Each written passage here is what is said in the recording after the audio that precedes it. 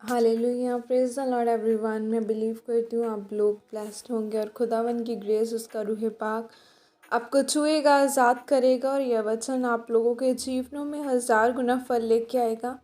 आओ मैं उस जिंदा वचन को आपके लिए पढ़ती हूँ, जो वचन हमें परमेश्वर के दास अपोस्टल अंकुर यूसुफ नरूला जी द्वारा और परमेश्वर की दासी पास्टर सोनिया यूसुफ नरूला जी द्वारा दिया जाता है।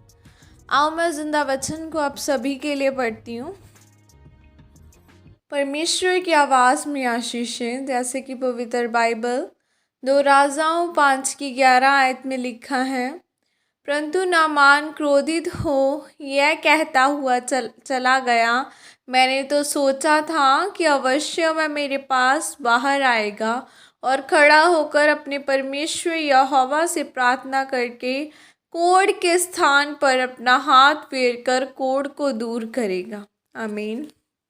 मेरे प्रियो, जब भी आप परमेश्वर से कुछ मांगते हैं, चाहे वह चंगाई हो, छुटकारा हो, वह आपकी आर्थिक आशीष हो, वह कर्जे से आज़ादी हो, वह आपके को कलेशों से मुक्ति हो, तो आपको लगता है कि शायद एक दिन ऐसा होगा कि मेरी दवाइयाँ काम करना शुरू कर देंगी, ऐसा हो जाएगा या वैसा हो जाएगा। लेकिन बाइबल बताती है कि एक छोटा सा मुट्ठी भर बादल जो है वह बड़े बादलों में बदल सकता है। जब आप प्रार्थना करते हैं तब परमेश्वर का हाथ आप पर होता है।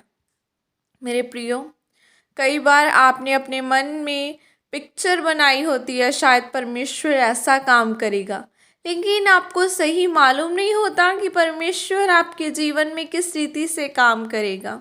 जिस तरह से नामान कोढ़ी था, बाइबल कहती है कि नामान बड़ा प्रतिष्ठित व्यक्ति था और अपने राजा के जीतने के पीछे उसका एक बड़ा हाथ था, पर बाइबल कहती है कि वह कोढ़ी था।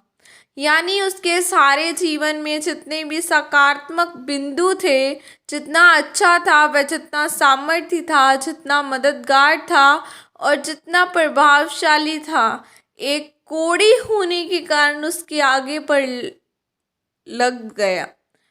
पर वह कोढ़ी था। जैसे आज हम बोल सकते हैं कि यह व्यक्ति बड़ा अच्छा है, इसने ग्रेजुएशन की है, पोस्ट ग्रेजुएशन की है, पीएचडी की है, यह सब जानता है, बड़े लोगों के साथ इसका उठना बैठना है, पर इसको कैंसर हो गया।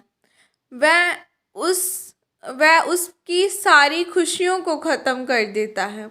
नामान की भी उसकी सारी खुशियों उस कोढ़ ने ख़त्म कर दी।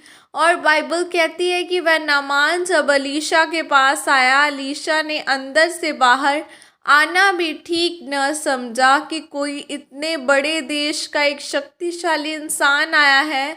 और अलीशा ने एक दूत से उसके पास कहला भेजा कि जाओ और नामान को बोलो कि यरदन के में जाकर 7 डुबकी मारे और उसका कोढ़ चंगा हो जाए।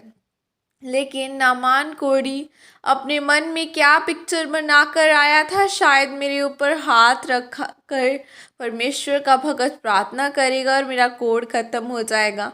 पर इस बात का उसने गुस्सा किया और चला गया, और वह अंदर से बाहर क्यों नहीं आया? मैं इतनी दूर से आया हूँ। मेरे प्रियो, कई बार परमेश्वर आपके जीवन में वैसे काम नहीं करता जैसा आप सोचते हैं। अगर आप एक अभिषिक्त परमेश्वर के दास के नीचे हैं तो आप अपनी मर्जी से न आए, आपको ऐसा होना चाहिए या वैसा होना चाहिए। परमेश्वर अपने तरीके से काम करता आया उन लोगों के साथ जिन लोगों के ऊपर और अंदर उसका आत्मा रहता है। जब परमेश्वर का आत्मा आपकी अगुवाई करता है, आप नहीं देखते हैं कि सामने इसमें कितना प्रभाव आप पर पड़ रहा है। आप यह देखते हैं कि परमेश्वर का आत्मा आपसे यह कह रहा है, इसी से आपको आपके लोगों का छुटकारा होता है। आमीन। यह प्रार्थना आपके द्वारा की जाए।